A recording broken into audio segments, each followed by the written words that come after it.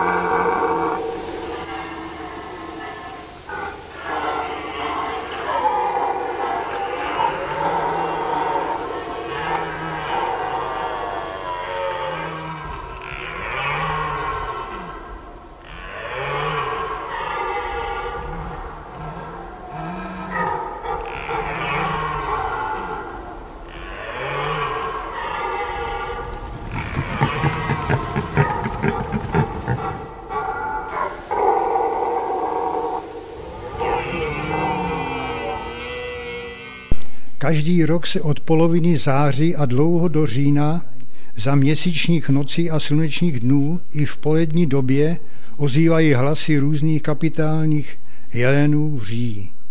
Toto dramatické divadlo se odehrává ve volné přírodě na samé hranici severu milionového města Hamburku. Zde se nachází necelých 1000 hektarů chráněného území Duvenstedt-Brook, otevřené rozlehlé louky a vřesoviště se skoro neproniknutelnými lužními lesy jsou kolébkou kapitálních, abnormálně velkých, silných jelenů.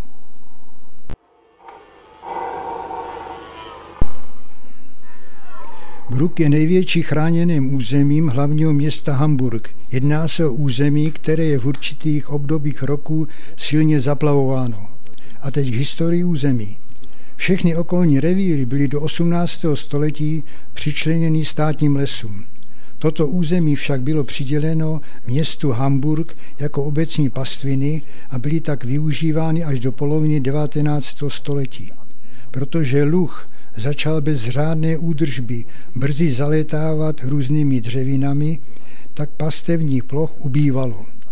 Přestalo být územím pro pastu atraktivní. Až ve 30. letech minulého století bylo území po dohodě rovněž přiděleno podpisem řádných smluv hamburským lesům. Světoznámým se stalo toto území až v 70. letech minulého století, zvláště kvůli výskytu kapitálních jelenů, kteří si v ničem nezadali ani s jeleny Maďarska, Rumunska či Bulharska. Lesní hospodářství má i v řízení myslivost. U nás není předkládáno zvěří žádné krmivo. Výživa lužního lesa je vydatná. Největším přínosem je však úživnost a perfektní klid, kde zvěř má a nachází právě největší možnosti. I na okraji milionového města. Toto má vliv zejména na pravidelná stávaniště holé zvěře, která se v době kladení mláďat združuje v omezené lokalitě, kterou nazývají kolouši kolébkou a která je hlavní porodnicí potomstva. Jelení oblast luhu zasahuje na hranici Spolkové republiky Šlesvig-Holštínsko. Jeleni se zdržují na tomto území asi v 800 hektarech. Proto je navázána perfektní spolupráce mezi sousedními revíry a lesními správami, soukromými honitbami i spolky. V ochraně přírody i zvěře. Všichni jsou si rovní jak lesáci, myslivci i ochranáři. Nikdo není nikomu nadřazen. Všichni sledují jediný cíl udržet populaci jelení zvěře na současné úrovni. Území je využíváno velice humánně pro veškeré druhy zde se vyskytující zvěře. Zvěř nikomu nepřekáží ani neškodí. Sie alle sind sich einig. Ein dem Lebensraum angepasster Hochwildbestand schadet nicht. Er will schlicht leben und sichert zum Dank dafür, dass wir es leben lassen, mit seinem Dasein unsere physische Existenz und einen Teil jenes Bereiches unseres Menschseins, der in Toleranz und Ehrfurcht allem Lebendigen gegenüber wurzelt, in der Humanität.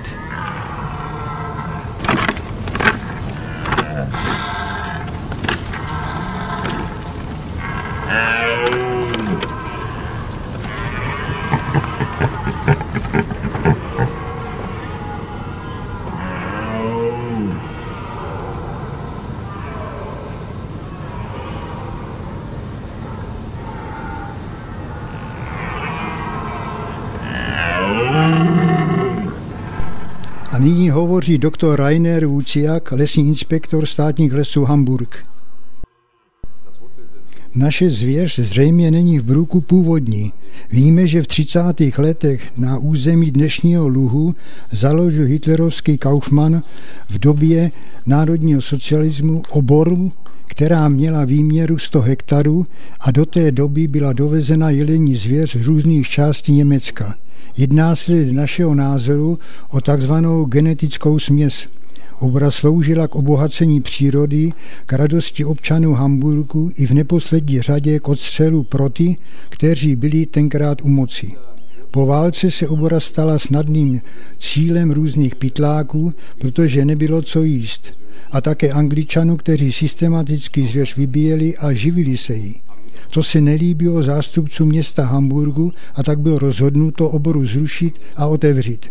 Zvěř se tedy dostala do volnosti. Toto bylo velice špatné pro soukromé zemědělce, kteří zejména z hladu v posledních letech války začali hospodařit. Množily se neúnosné stížnosti na škody zvěří. Rada města se proto rozhodla přidělit pozemky využívání pro chov zvěře státním lesům. Ochrana přírody rovněž neměla žádných námitek ze zvěř chovat. Chov byl započat z cirka 60 až 80 kusy zvěře a ochranáři dokonce tvrdí, že jelení zvěř do luhu patří a že neškodí. K vzestupu kvality zvěře této dochází až po válce, po vyhlášení chráněného území, kde se 1000 hektarů lužního lesa a luk využilo. Převládají zde listnaté dřeviny. Jehličnany jsou jen vtroušené. Na některých plochách s brusinčím, borůvčím a hlavně vřesem rostou ostatní byliny. Jelení zvěř, jak již bylo předtím řečeno, není nikterak pohybově omezená a je rozptýlená na ploše 6 až 8 tisíc hektarů do spolkového státu Schleswig-Holsteinska, kde zvěř v kulturní zemědělské krajině se nachází a vše, co potřebuje, má. Jak již bylo zmíněno, v sousedním Holštínsku státní lesy a myslivecké spolky od 50. let minulého století zvěř chránili, ale ji chovali a lovili. V rezervaci se v současné době trvale sdružuje 80 až 90 kusů jelení zvěře. Schon damals, also will sagen in den 50er Jahren des letzten Jahrhunderts war es so, dass auch die schleswig-holsteinischen Jäger mit viel Verantwortungsbewusstsein gemeinsam mit den Hamburgern diesen Rotwildbestand gehegt und bejagt und nachhaltig bewirtschaftet haben. Im Duvenstädter Brook ist das Rotwild, das wir mit wechselnden Bestandszahlen etwa zwischen 60 und 90 Stück in dem dortigen Lebensraum seit vielen Jahren jetzt haben. Im Duvenstädter Brook selbst ist dieses Rotwild eigentlich nicht zu Schaden gegangen. Das heißt, aus der Sicht des Naturschutzes. Krajina je bohatě protkána různými důmyslnými odvodňovacími kanály, které jsou udržovány v provozu. Dále je zde spousta mokřadů, rašelinišť, skýtajících životní prostředí ostatním druhům fauny a flory, jakož i četným druhům obojživelníků. Und es schädigt nicht.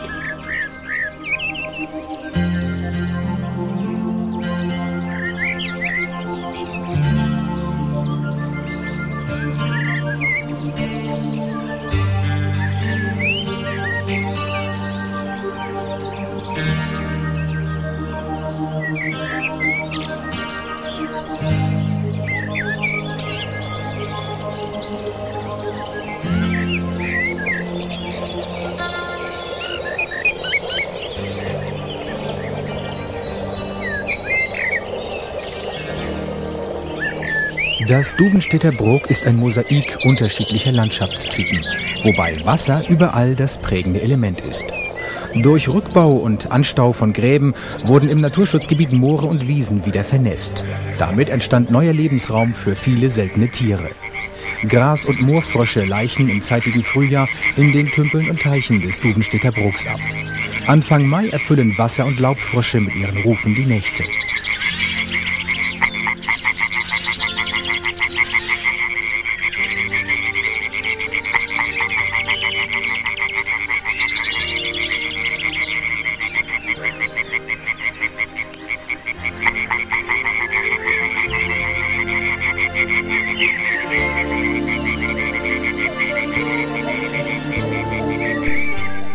Na pevných okrajích luhů, na trvale suchých místech se usídlila liščí rodina. Starostlivá máma, liška, zde nemá starostí, jak uživit svoji rodinu, neboť myšovitých hlodavců jiné potravy je zde dostatek. Auf einer trockenen Anhöhe am Rande des Broks zieht eine Fuchsfähe ihre Welpen groß. Die Jungfüchse warten am Bau auf die Ankunft der Fähe. Sie hat keine Mühe, in den nur extensiv bewirtschafteten Wiesen des Broks die nächste Mahlzeit zu beschaffen.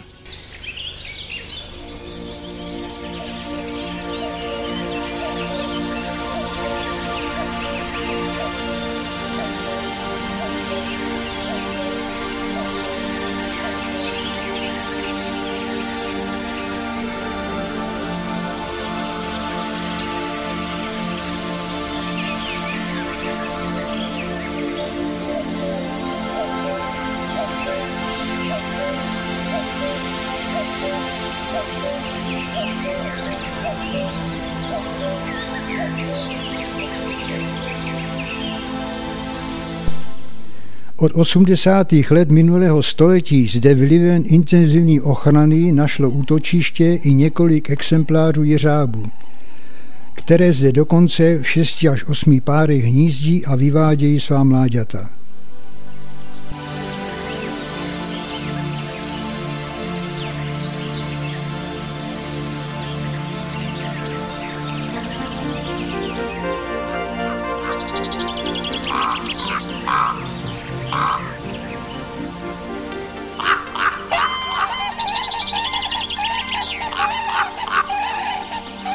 Seit Anfang der 80er Jahre sind Kraniche im Duvenstedter Brok heimisch und ziehen seitdem hier ihre Jungen groß. Durch die Wiedervernässung eines größeren Niedermoores und die Vollsperrung einiger vielbegangener Wege wurden die ersten Brutversuche der von selbst zugewanderten fantastischen Großvögel zusätzlich unterstützt. Inzwischen ist die Population auf 6 Brutpaare und etliche Einzelgänger angewachsen.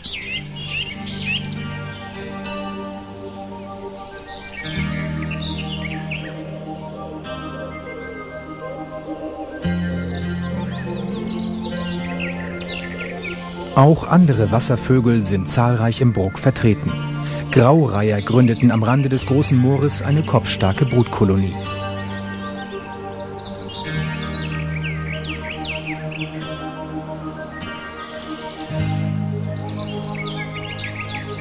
Wie man sieht, meidet das Rotwild keineswegs das Wasser. Vielmehr sucht es sich geradezu seine Einstände in den undurchdringlichen Bruchwäldern oder vernässten Niedermooren, wo es die für eine gesunde Entwicklung so notwendige absolute Ruhe findet.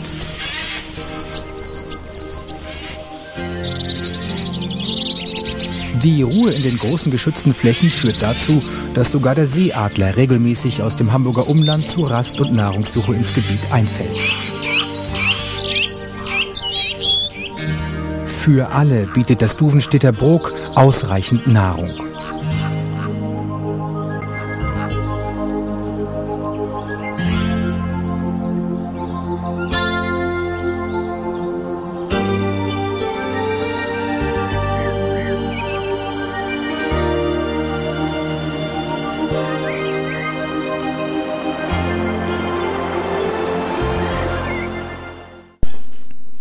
Na vodních plochách žije řada druhů vodního ptactva, zvláště kachen. Hnízdí zde i orel mořský.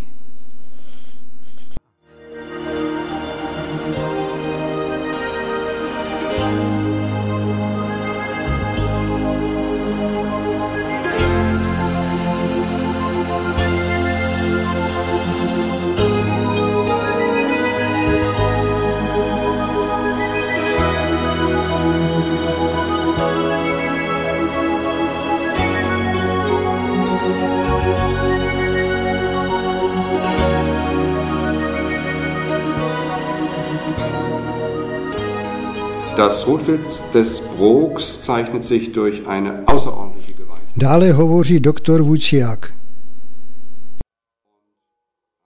Jelení zvěř lů se vyznačuje abnormální sílou, váhou paroží i tělesnou váhou, velkou fyzickou odolností a aktivitou. Střed výskytu této jelení zvěře je 18 km od městské radnice. V době jelení říje se stovky Hamburčanů baví pozorováním zvěře na posedech a ochozech, kde tuto krásnou zvěř pozorují. Jednotliví silní jeleni jsou pravidelně sledováni, nejsou nikterak označováni a jsou pojmenováni a vedeny o nich záznamy a obrazová dokumentace. Scharen von Besuchern, überwiegend natürlich Hamburgerinnen und Hamburgern, ins Dudenstädter Brook zu den dort eingerichteten Wildbeobachtungsschirmen, von denen aus sie den Bestand auch nicht nur zur Nachtzeit sehen können. Sie können das Brumpfgeschehen beobachten. Man kann sagen, es ist ein einmaliges, ein abenteuerliches Naturerlebnis, wenige Kilometer vom Hamburger Rathausmarkt entfernt.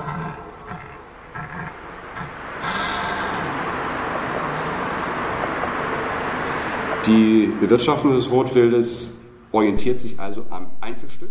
Přichází jelen pod jménem Krakonoš, 11. hlava. Odbíhající jelen má jméno Jezevec, 6. hlava. Troubící jelen je Kastor, 9. hlava. Další troubící jelen u tlupy je Amrsbecker na 12. hlavě. Další jelen je Drachcíher na 11. hlavě. A dál troubící Ungerhirsch na 5. hlavě.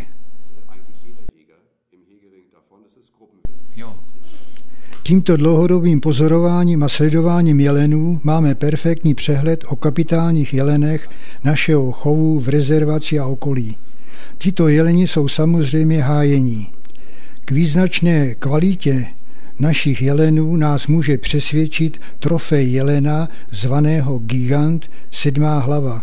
Je to nejsilnější trofej jelena nalezeného jako úhyn.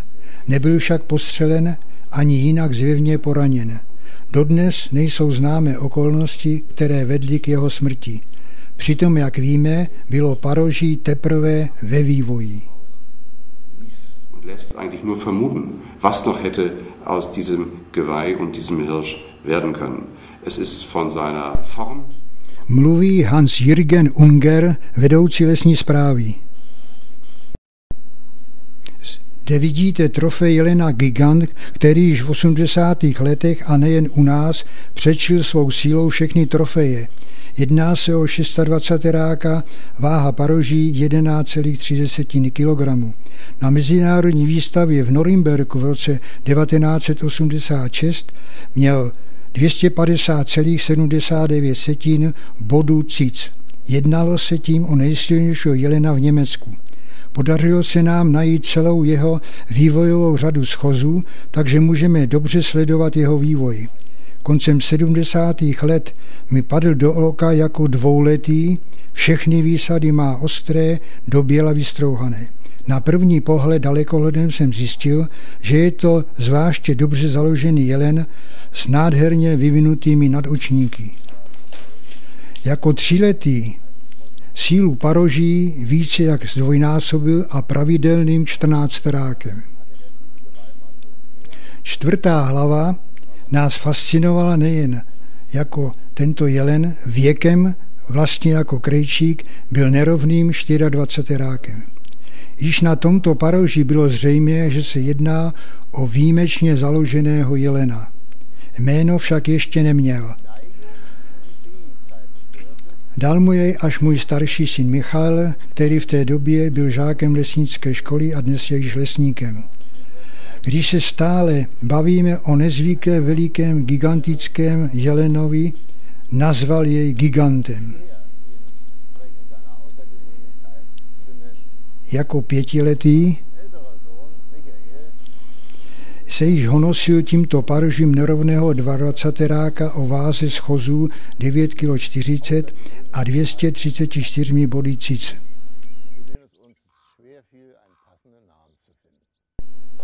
V říjnu 1981 byl nerovným 30rákem, v západní Evropě nebyl v té době znám podobný jelen z volné přírody. V polovině listopadu 1982 nalezli posluchači druhé ročníku lesnické školy v rezervaci silného uhynulého jelena. Byl to gigant. 9,4 Kilo und 234 internationalen Punkten.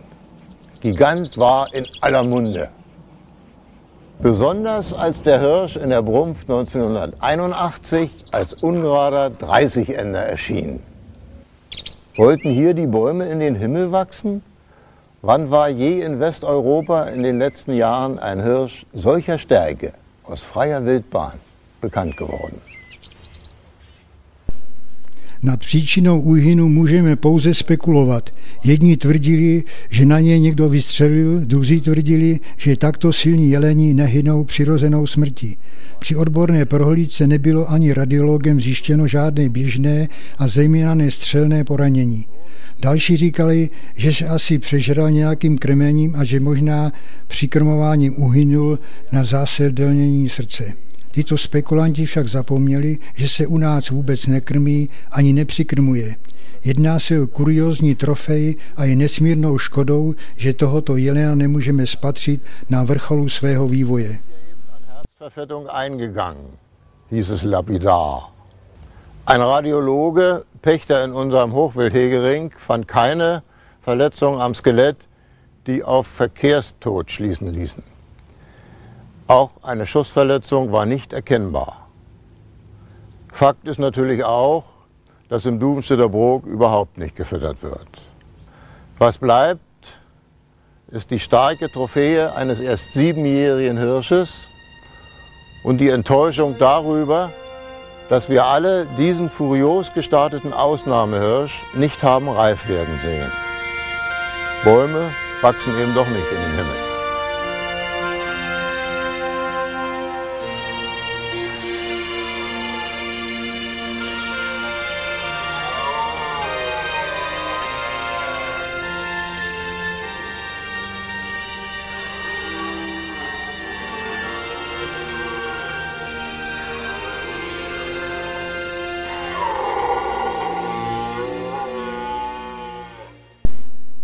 V roce 1994 jsem v Rašeliništích při šoulačce zcela náhodou potkal nápadného jelena, který byl již na druhé hlavě nerovným 12rákem. Nazval jsem jej Kastor druhá hlava. Ráno zatáhl do Rašeliniště a večer odtud z lesa opět vytáhl. Trvalo to dost dlouho, až jsem přišel na to, že to není ten samý jelen, ale dva různí naprosto podobní jeleni. Ten druhý byl nazván Prolux 2. Oba měli v tuto dobu naprosto stejné paroží, dosti úzce stavěné a obě měli nadočník jen na levé straně. Domníval jsem se, že to jsou dvojčata. Mir kam die Idee, sie nach dem Sternbild Zwilling zu nennen, in dem Castor und Pollux die beiden Hauptsterne sind. Betrachten wir uns nun die Geweihentwicklung von Castor. Hier sein dritter Kopf. Toto je třetí paroží a to již byl 20rák. Na pátém paroží již trofej překročila 200bodovou hranici. Stejnosměrně pravidelné homogénní byla i 6. hlava. Přesto u něj neprobíhal přírůst paroží tak rychle jako u giganta. jež byl zřejmě jeho otcem. Der 5. Kopf erreicht und übersteigt die 200-Punkte-Grenze. Pátá hlava. Homogen geschoben ist der 6. Kopf. Wieder mit einer Wolfssprosse in der rechten. Šestá hlava byla již silnější a byl to nerovný 18terák. Jehož schozy byly nalezeny a vážily 10,20 kg. Na obou stranách vynechal vlčí výsadu. Hat ein Stangengewicht von 10,2 Kilogramm. Auf beiden Seiten hat die Wolfssprosse ausgebildet. To je Castor 7. hlava a dále Prolux 7. hlava. Dále je Castor 8. hlava a další je záběr Proluxe na 8. hlavě. Při souboji přišel k úrazu a schozy vážily 12 kg a hodnota 245 bodů.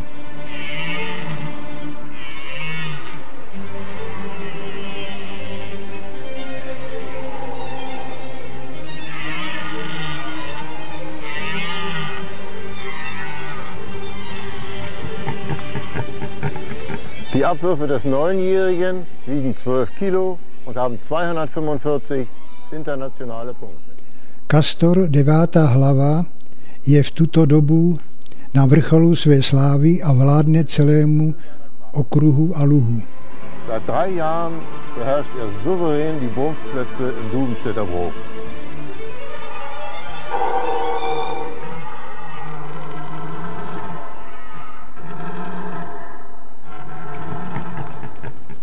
V záběru je dvojče Prolux s 9. hlavou a poté 10. hlava.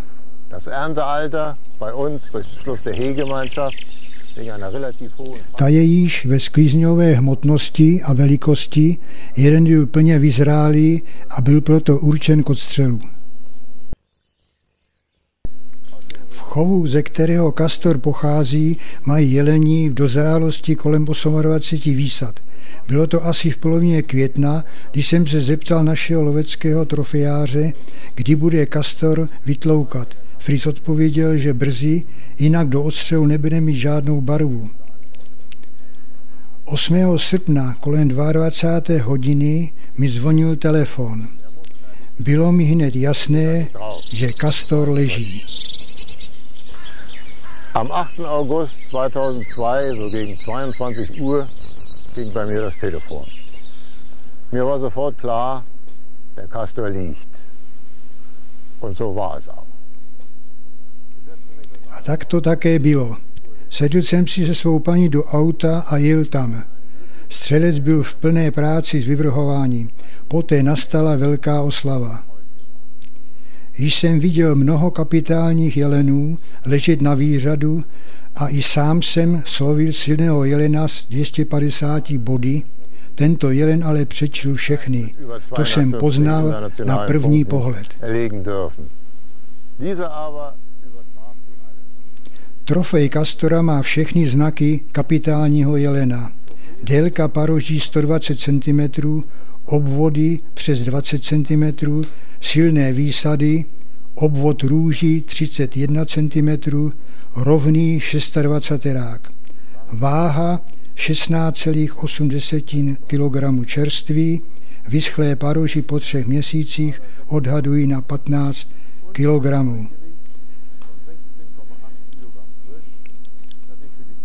S přirážkami za vzhled byl tento jelen obodován na 270,43 bodů cíc.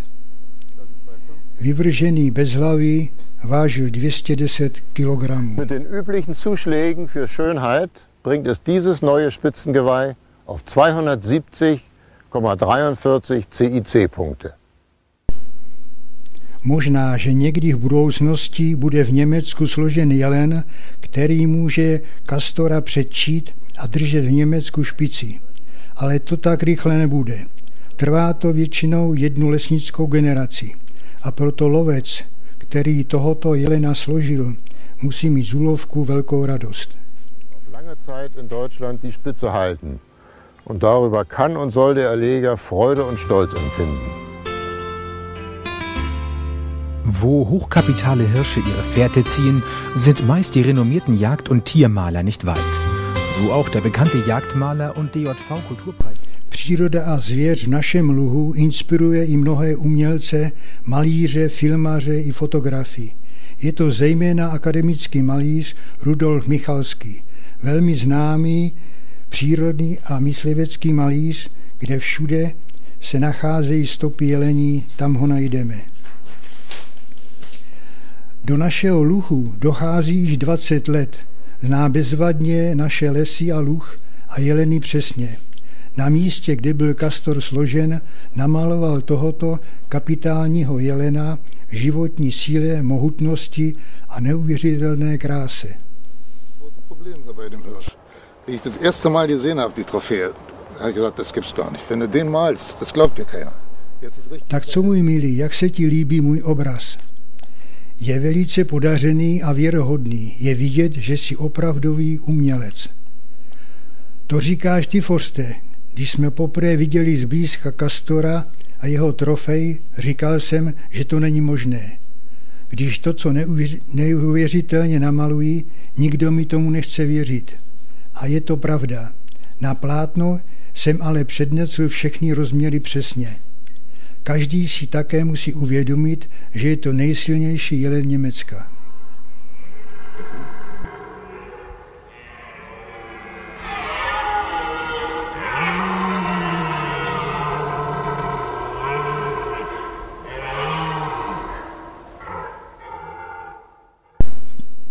V závěru vidíme nástupce pana Ungera, který v roce 2002 odešel do penze. Je jim vrchní lesní inspektor Jan Malkap. Jemu teď připadl nelehký úkol pokračovat v úspěšné práci v luhu. Standwild im Duvenstedter Bruck. Wie fast überall in Deutschland stellt es mit seiner zu hohen Population auch hier ein Problem dar und muss scharf bejagt werden. Rehwild kam im Duvenstedter Bruck schon immer vor. Für Jan Malskat bedeutet die Jagd hier aktive Naturschutzarbeit. Sie muss sich allerdings in ihrer praktischen Ausübung an den Natur- bzw. Artenschutzzielen orientieren, sowie an den besonderen Geländebedingungen dieses Gebietes. Das bedeutet zum Beispiel die Nichtbejagung größerer Flächenanteile oder auch den Verzicht auf großräumige Drückjagden, weil das Risiko schlechterer Schüsse unbedingt vermieden werden muss, da Nachsuchungen in dem extremen Gelände kaum durchzuführen sind. Rund 100 Stücke Schalenwild sieht der jährliche Abschussplan im Duvenstedter Bruck vor. Jan Malskats oberstes Ziel ist es aber, die erfolgreiche Arbeit seines Vorgängers Hans-Jürgen Unger für den Schutz und Erhalt dieses Gebietes fortzusetzen.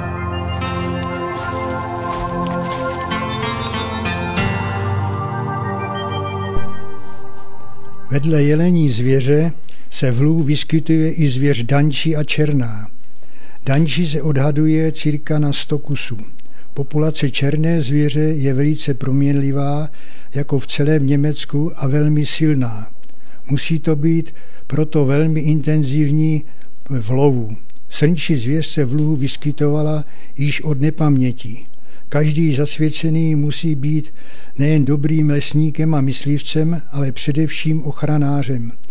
Musí se podrobně seznámit se složitou krajinou lužního lesa a území.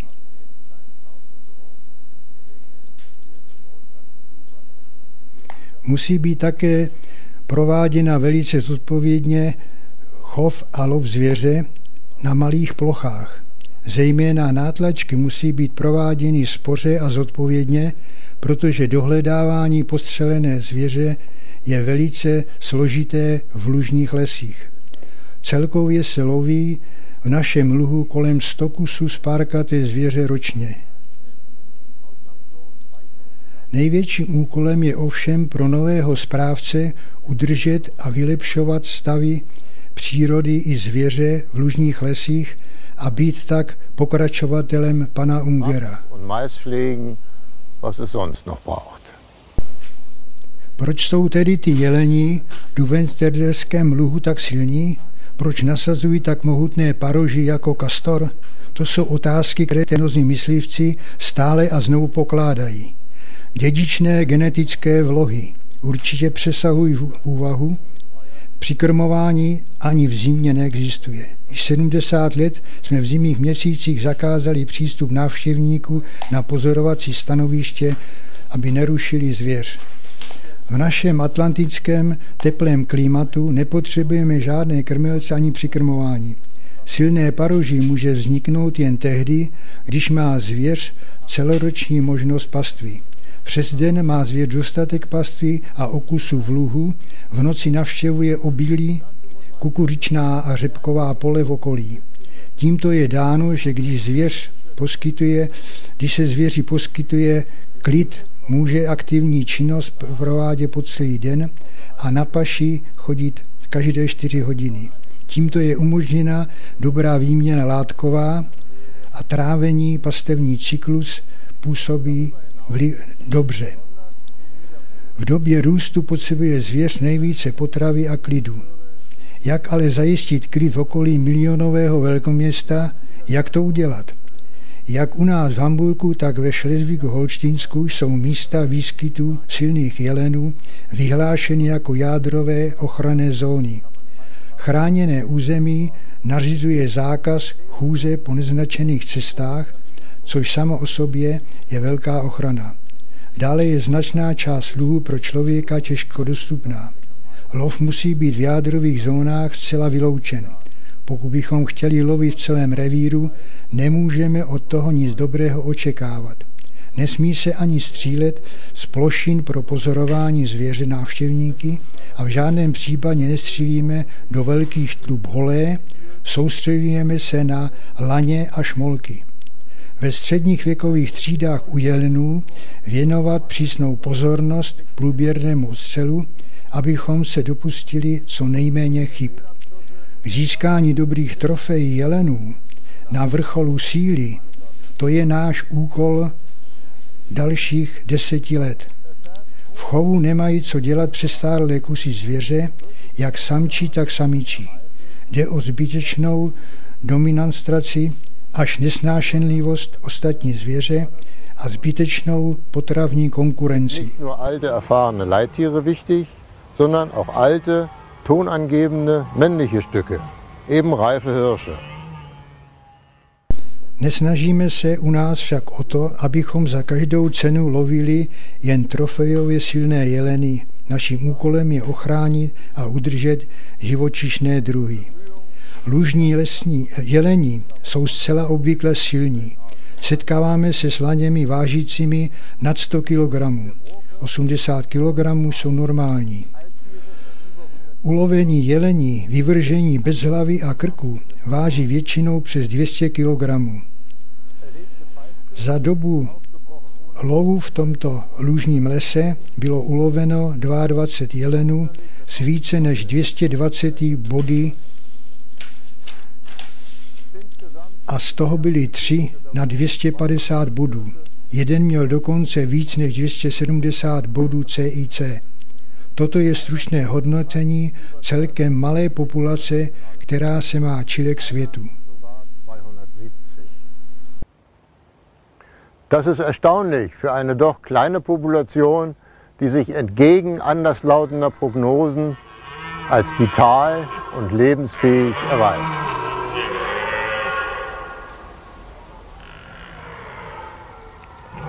Als 1997 nach 24-jähriger Leitung der Revierförsterei v roce 1997 po 24 letech řízení a vedení lesní správy mi před odchodem do důchodu uvolnil šéf odstřel jelena.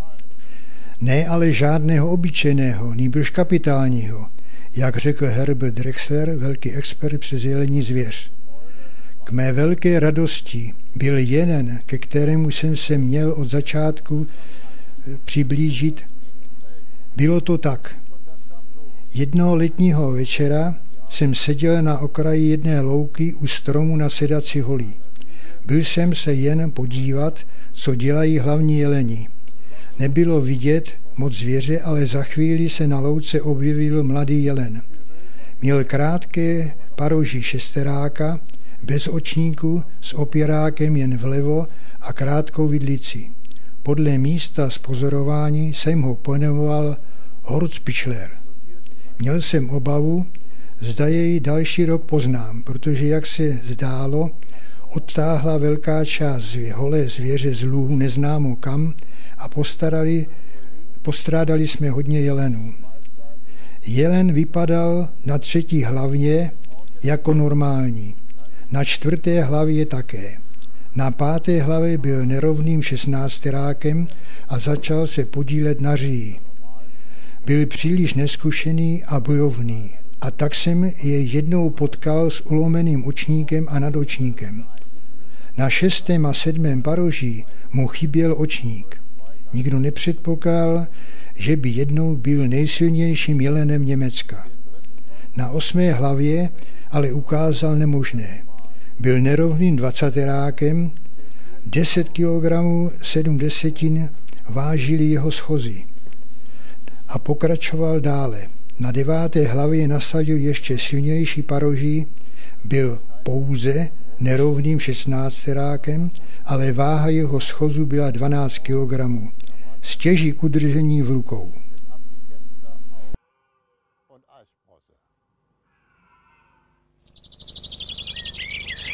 In den folgenden beiden Jahren nahm es mit der Geweihsymmetrie nie so genau.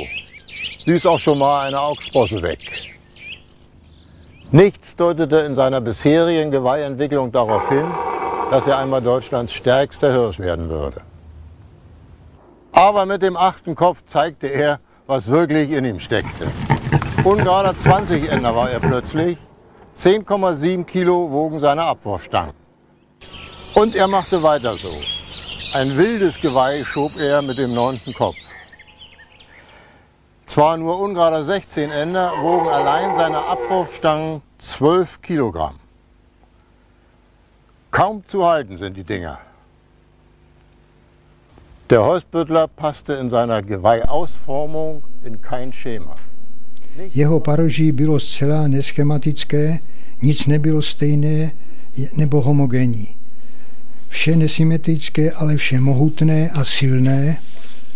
S velkým napětím jsem očekával rok 1997, začátek lovu jelení zvěře. Je přece jen trochu rozdíl, jestli vedeme kolegu na průběrného jelena, nebo když máme sami lovit svého životního jelena. Moje snažení však bylo po delší dobu marné. Jelena jsem dlouhou dobu nespatřil. Byl jsem přesvědčen, že odtáhl jinam. Znal jsem ale dobře jeho stopy a ochozy. Při jednom návratu z ranní šoulačky v měsíci září jsem spatřil tohoto jelena na vzdálené části vřesoviště asi 500 metrů. Jeden z jeho stálých ochozů byl přes březovou muldu a tak jsem si ráno 15. září sedl na okraji muldy na sedaci hůl. Byla ještě úplná tma a pomalu se rodil den. Když pomalu přicházel jelen, poznal jsem jej podle známého paroží. Byl to můj jelen. Ich sah nur gewaltige Kronen und wusste Bescheid. Das, was da über die Wiese schaukelte, war mein Hirsch. Krátké, přesné zamíření a jelen zůstal v ohni.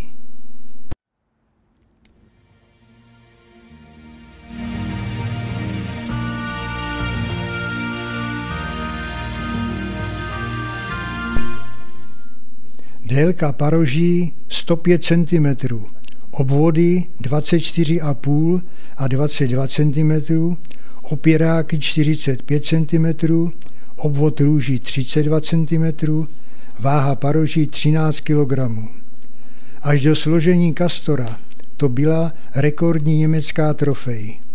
Později Když skončily oslavy a byla trofej upravená k zavěšení na stěnu s neuvěřitelnými 253,78 setinami bodů, jsem se ještě jednou pozastavil před trofeji s jeho původním malým prvním schozem.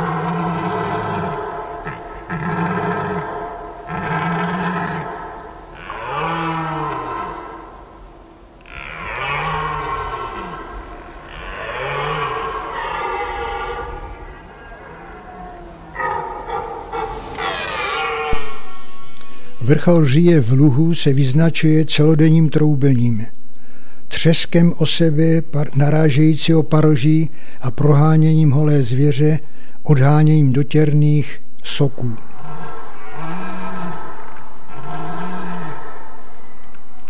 Říjiště vře jako čarodějný kotel. Mladí jelení se pokoušejí uplatnit se v říji.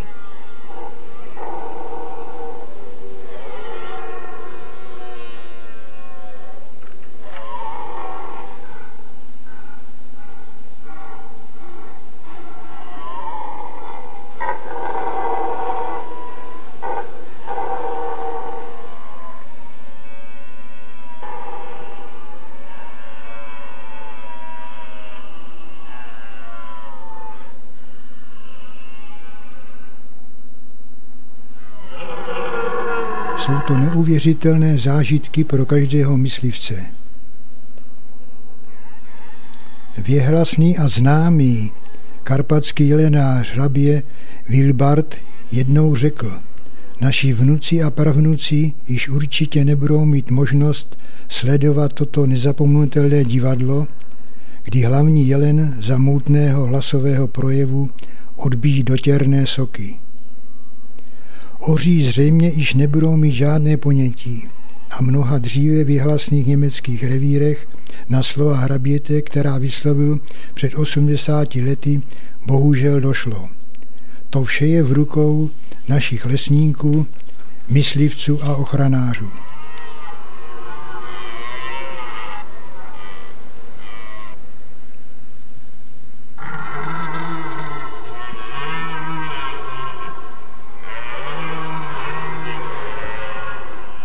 Vyžaduje to však trvalou, pravidelnou každodenní práci, péči o zvěř a kontrolu. Tím udržet nejen vysoké stavy, ale kvalitní trofeje.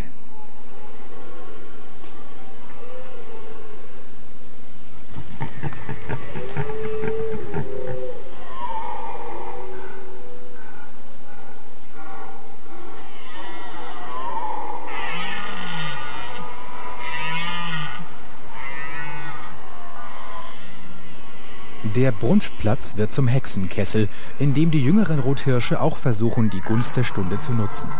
Jüngere Hirsche, die allerbeste Zukunft erkennen lassen, heizen die Stimmung zusätzlich mächtig an. Halasná říje vrcholí a pokračují další souboje o místo vedoucího tlupy jelení zvěře. Der Stärke, der ganz ausgereifte, der wirklich alte Haupthirsch sein kann. Auch eine richtige Brunft werden sie wohl kaum noch erleben. Für viele deutsche Rotwildreviere trifft diese Vorahnung, die dieser hirschgerechte Jäger schon vor 80 Jahren aussprach, leider zu. Für das Duvenstedter Brok nicht. Hier trägt die Landschaft nicht den Prägestempel der Nützlichkeit, der dem Menschen dienenden Rolle. Hier steht das Wildtier nicht in der Interessenüberschneidung verschiedener Stände, nicht in der Kampfzone des Aufeinanderprallens oft entgegengesetzter, einander feindlicher Wunschvorstellungen, wie so vielerorts in Deutschland. Möge es langfristig auch so bleiben, zum Wohle einer faszinierenden Hochwildart.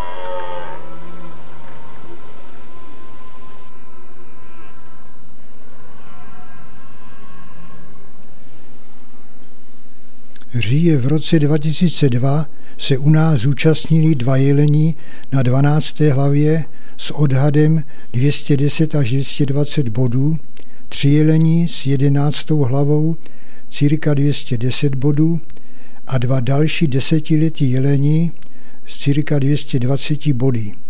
Z celkového počtu jelenů zde říjelo 10% kapitálních jelenů a to je ukázka, co v Německu můžeme vidět.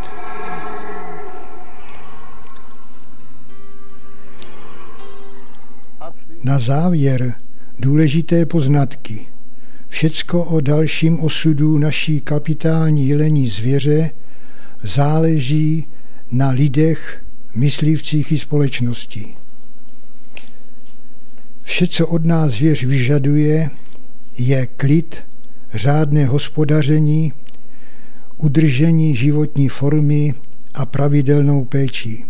Hlavně na ochraně přírody, na lesní správě i na politicích, kteří toto všechno garantují.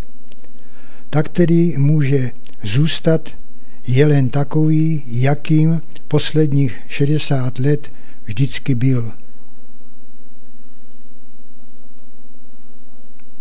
Jeleni se nám za to odmění mohutným a nádherným parožím, které je pýchou a potěšením každého myslivce. Lovu zdar.